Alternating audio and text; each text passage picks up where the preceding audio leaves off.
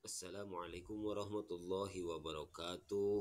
Kita lanjut kepada bab yang ke-9 tentang keutamaan sholat berjamaah.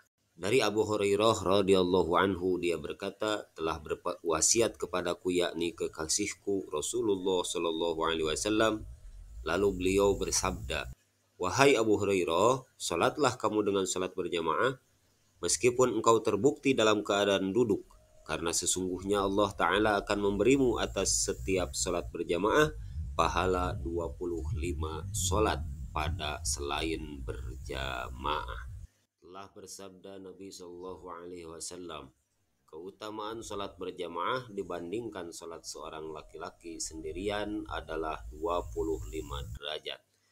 Dan keutamaan sholat sunnah di rumah dibandingkan melakukannya di masjid adalah seperti keutamaan sholat berjamaah dibandingkan sholat sendirian. Dan telah bersabda Nabi Shallallahu Alaihi Wasallam, sholat berjamaah itu lebih utama daripada sholat sendirian dengan 27 derajat. Telah bersabda Nabi Shallallahu Alaihi Wasallam, paling utamanya sholat di sisi Allah Ta'ala adalah sholat subuh pada hari Jumat secara berjamaah. Sebagaimana sabda Rasulullah Sallallahu Alaihi Wasallam, barang siapa yang sholat subuh secara berjamaah, kemudian dia duduk, dia berzikir kepada Allah Ta'ala hingga terbitnya matahari, maka ada baginya perlindungan dari neraka dan pembebasan dari neraka.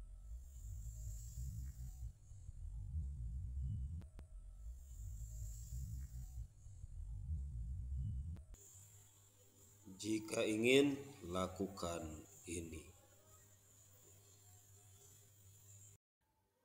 Jika ingin, lakukan ini.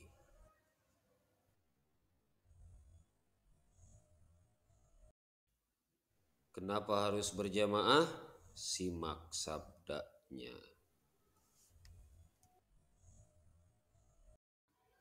Semua orang pasti menginginkan kesempurnaan.